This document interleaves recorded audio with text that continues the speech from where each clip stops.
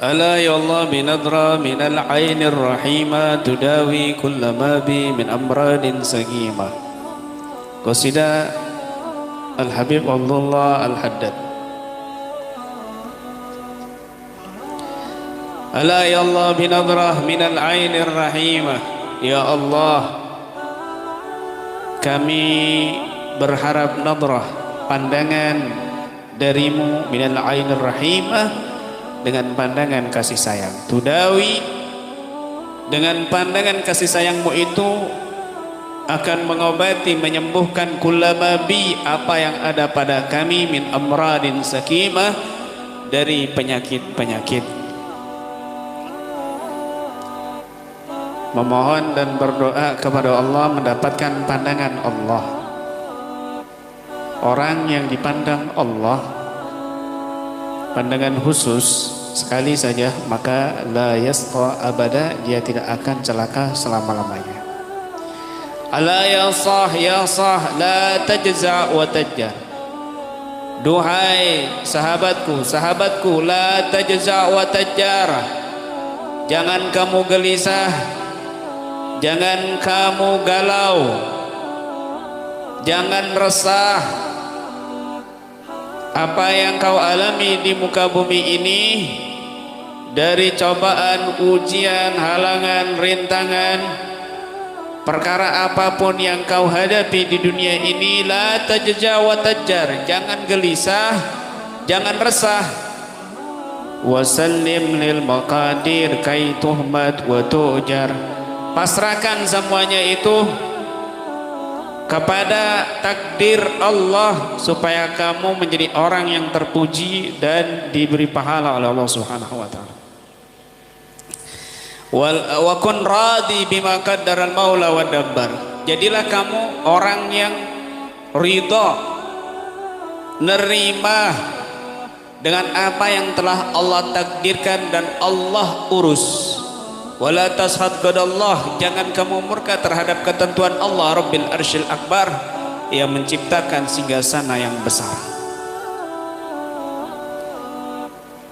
Kamu dijadikan orang yang berkecukupan, ridho. Kamu dijadikan orang yang kekurangan, ridho terhadap apa yang Allah sudah tentukan. Jangan banyak komplain, jangan banyak gelisah. Raditu billahi rabba,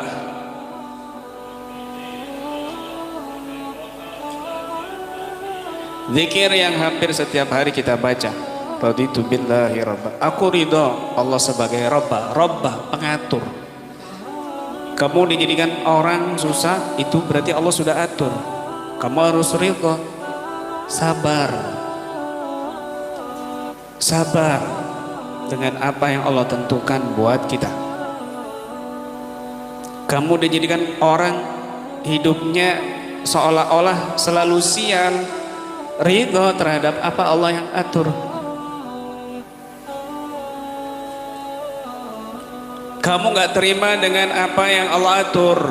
Saya hidup kok begini terus, saya kok hidup gak ada perubahan sama sekali, berarti kamu bohong membaca zikir raditu billahi rabba. Terserah Allah, Allah mau atur gimana aja terserah.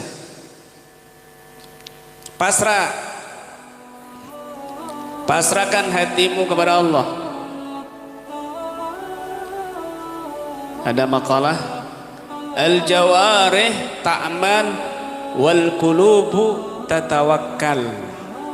Al-jawarihu ta'mal wal qulubu tatawakkal. Kamu tetap berusaha kepada Allah, itu ikhtiar yang wajib. Wajib kamu berusaha untuk berubah. Tapi hati ini pasrahkan kepada Allah. Wal qulubu tatawakkal, hati berserah diri kepada Allah. Artinya apa? Dunia itu di tangan kamu aja, jangan masuk ke hati. Itu. Jabatan cukup di tangan kamu aja, jangan masuk ke hati. Harta cukup di tangan kamu aja, jangan masuk ke hati. Duniawi cukup di tangan kamu saja, jangan masuk ke hati. Kalau sudah masuk ke hati, susah nanti. Ketika kehilangan, stres. Ketika musnah dari diri kita, karena sudah masuk ke hati, keluar itu berasa sekali. Hancur itu berasa sekali, stres, akhirnya linglung, bahkan gila. Alhamdulillah min dzalik. Ketika sudah demikian, duniawi hanya di tangan kamu, di hati kamu Allah, maka duniawi yang ngejar kamu. Dunia yang susah payah mengejar kamu, dunia yang nyari-nyari kamu, bukan kamu yang nyari-nyari dunia. Kenapa? Karena di hatimu cuma ada Allah Sang Pengatur. Karena di hatimu sudah ada Allah Sang Maha Besar dari segala-galanya. Maka ayo ridho dengan apa yang Allah sudah atur. Jangan kalau menuruti kemauan itu yang ada banyaknya penyesalan. Saya tuh pengen hidup itu begini, saya tuh pengen hidup itu harmonis dengan rumah yang minimalis, dengan mobil yang manis, dengan istri yang banyak misalnya, ya. Yang ada kamu stres, hidup kamu gelisah, bahkan kacau balau, yang ada ribut. Tapi kalau kamu berusaha dengan kamu memasrahkan kehendak Allah, maka kamu akan mendapatkan kebahagiaan meskipun itu sederhana hidupnya. Makanya Imam Ali mengatakan, ya Rabb, ana uridu wa anta turid, falakini lima turid fa anta fa'alun lima turid. Ya Allah, aku ini punya keinginan, engkau pun juga punya keinginan, maka arahkan keinginanku kepada keinginanmu, karena sesungguhnya engkau maha zat yang maha berkeinginan. Pasrahkan sudah apa yang Allah gariskan, apa yang Allah takdirkan, mengalir sesuai takdir. Hidup itu jangan dipaksakan, ikutin jalurnya Allah, sudah ikutin aliran takdir, jangan banyak macam-macam, ya, jangan banyak macam-macam. Dulu saya terhina, mau mondok saja minta duit sama keluarga yang kaya-kaya di Jakarta, nggak dikasih. Padahal MM-an mereka S1, S2. Warisan kita diambil juga kan. S1, S2. Dihina, kita terhina hidup kita. Nggak dipandang hidup saya dan keluarga selama tinggal di Jawa. Tapi apa yang terjadi, Allah rubah dalam waktu singkat, di mana mereka punya titel tinggi tapi enggak bermanfaat seolah-olah. Kenapa? Tidak banyak memberikan andil kepada umat. Saya cuma mondok gratis, kitab aja dibeliin sama guru saya, lemari baju dibeliin sama guru saya. Cuma sampai kelas 5 SD, tapi Allah angkat dengan ilmu. Allah angkat dengan ilmu. Mereka yang ngejar harta nggak bersatu, sulit bersatu. Maka ketika kemarin bukber, kita kumpulkan 140 keluarga, mulai dari encing, encang, sepupu dan juga ponakan-ponakan, ibaratnya cicit dari kakek, sudah sampai cicit, buyut 140. Kita traktir makan bersama, bukber, kemudian bersama sahur, sudah gitu kita kasih amplop. Yang kaya mikir,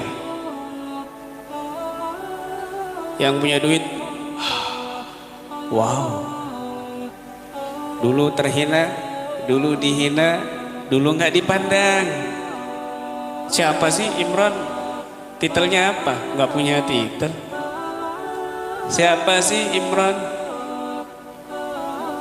Nggak punya titel, cuma kelas 5 SD, mondok, selesai. Tapi anggota tim, mau titel apa? Ayo, ada semua. Dari mulai titel profesor ada, doktor ada, dokter ada, polisi ada, tentara ada, dosen ada, guru ada, S1, S2 ada, S3 ada, SAG ada, sarjana alam gaib, MAG juga ada, master alam gaib, ada semua.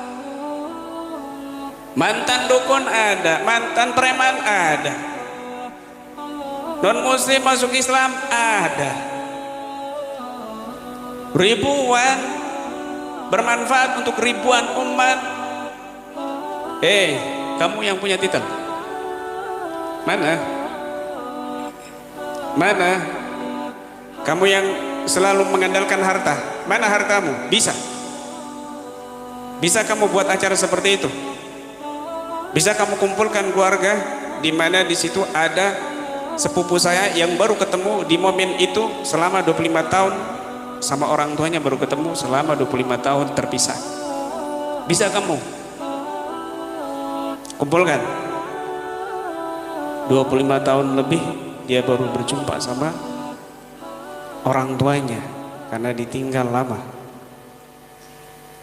rusak, hancur. Bisa kamu kumpulkan? Bisa kamu satukan dengan harta kamu?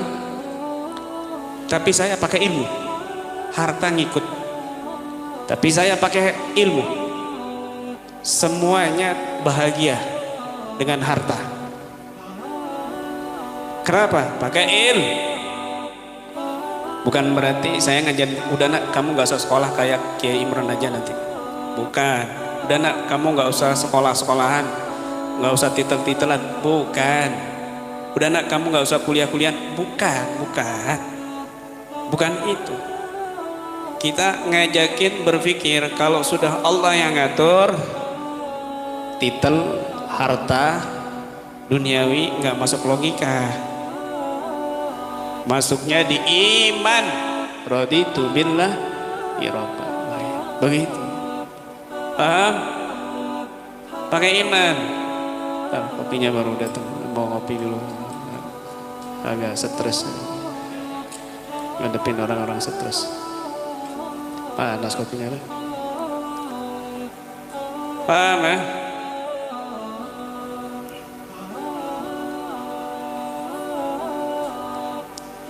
Kalau Allah sudah angkat pakai ilmu, yarfa'illahu alladhina amanu minkum wa utul ilma darajat. Ini sudah janji Allah. Yarfa'illahu alladhina amanu minkum walladhina utul ilma. Lihat, darajat. Yarfa'illahu alladhina amanu minkum. Allah angkat orang-orang beriman, tapi orang yang berilmu diangkat sama Allah beberapa derajat.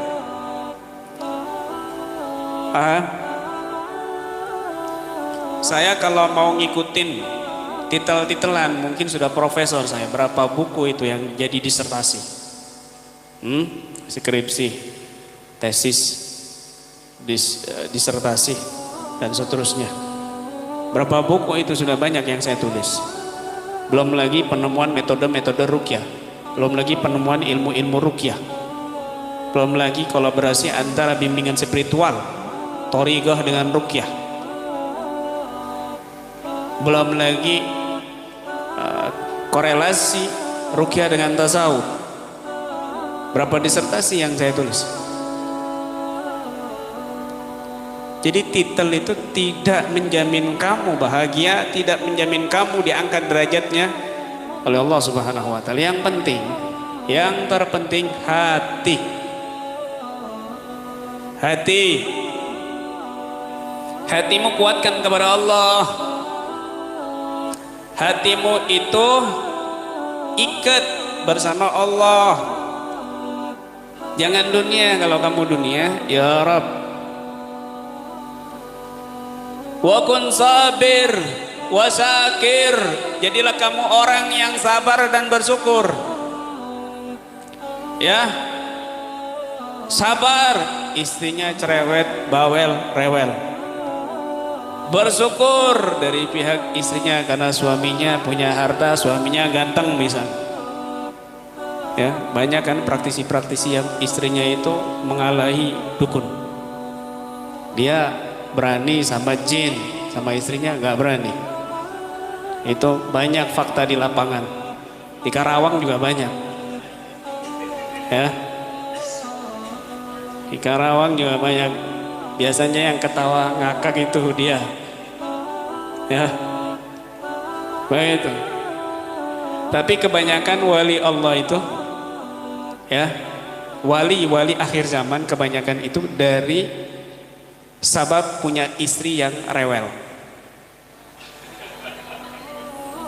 Kalau zaman dulu itu jadi wali pakai amalan ibadah, banyak taat, banyak zikir, banyak kholwat.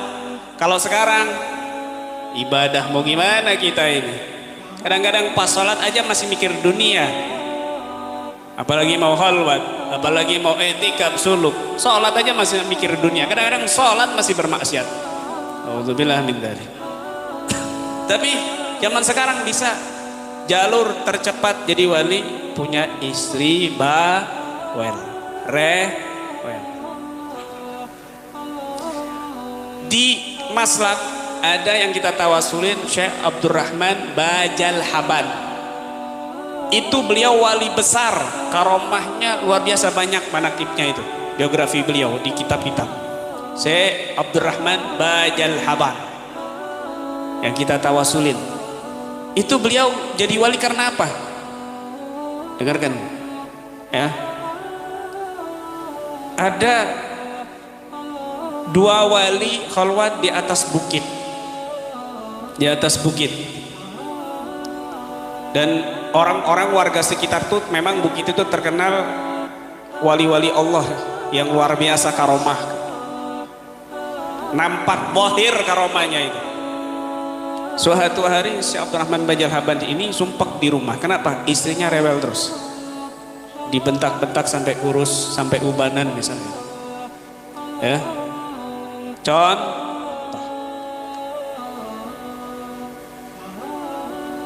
Dimarah-marahin, diusir si Abdurrahman ini. Pokoknya manut tapi sabarnya luar biasa. Diturutin apa kemauan istri. Istrinya agak materialistik. Akhirnya si Abdurrahman begini, saya mau keluar, alasan cari duit. Alasan cari duit. Dek, capek di rumah terus, pekerjaan kurang maju kalau di sini. Aku kayaknya harus keluar ini, biar penghasilan banyak. Akhirnya diizinin sama istri. Makanya kalau kalian ini, kalau panjenengan ingin keluar itu, alasan cari duit, insya Allah diizinin. Ya. Kemudian urusan dapat enggaknya itu udah terserah Allah. Dalam hatinya dia gitu. Akhirnya dia keluar kemana? Dia ke bukit mau khalwat, menenangkan diri. Di sana ternyata sudah ada dua orang wali yang khalwat di sana. Pagi harinya sarapan, si wali A berdoa, turun itu nampan berisi makanan. Kemudian malamnya si wali B, sorenya apa siang si wali B, turun itu makanan. Bingung ini si Abdurrahman, kok bisa keluar makanan ya? Dari mana ini makanan tiba-tiba kok wujud itu? Akhirnya giliran malam, kamu anak baru, ayo giliran kamu minta sama Allah. Dia bingung, saya mau minta pakai apa? Akhirnya dia berdoa, tiba-tiba makanannya itu wujud bermacam-macam, lebih banyak lagi berlipat-lipat. Si dua wali ini kaget. Hei anak baru, kami ini minta sama Allah selalu seperti ini, maksudnya enggak bermacam-macam menu. Kamu baru aja keluar satu hari sudah menunya banyak. Doa apa yang kamu baca? Ajarkan kami. Saya nggak ada doa apa-apa, saya tuh doanya cuma begini, ya Allah, dengan pasti kalian ini ya berdoa sama Allah ini pasti ada wasilahnya. Makanya saya berdoa begini, ya Allah, dengan wasilah yang diwasilain dua orang soleh ini, aku minta ya Allah berlipat-lipat makanan. Ya memang kami ada wali yang kami tawasulin, tapi kenapa kok kamu bisa berlipat-lipat dari kami? Padahal kan wasilahnya sama seperti kami wasilah, apa yang kami wasilahkan. Memangnya siapa yang kalian wasilahkan? Itu ada wali besar namanya Syekh Abdurrahman Bajal Habat. Padahal lagi ngobrol itu. Dalam hatinya itu kan gua. Kenapa kok Syekh Abdurrahman ini kok kalian tawasulin? Dia masih penasaran. Iya, karena dia itu terkenal jadi wali karena istrinya rewel bewel, istrinya cerewet. Dalam hati emang bener. Akhirnya dia turun. Kalau gitu saya ternyata sudah jadi wali. Sudah saya pamit ya. Loh kenapa? Insya Allah udah lulus saya. Nggak tahu dia kalau itu si Abdurrahman Bajal Haban. Turun langsung istrinya. My darling, ayo my darling, ayo terserah kamu mau diapain saya. Syekh Abdurrahman Bajal Haban yang kita tawasulin. Makanya kamu kalau punya istri bawel, rewel, sering-sering Fatihah ke Syekh Abdurrahman Bajal Haban. Ya, paham ya? Begitu.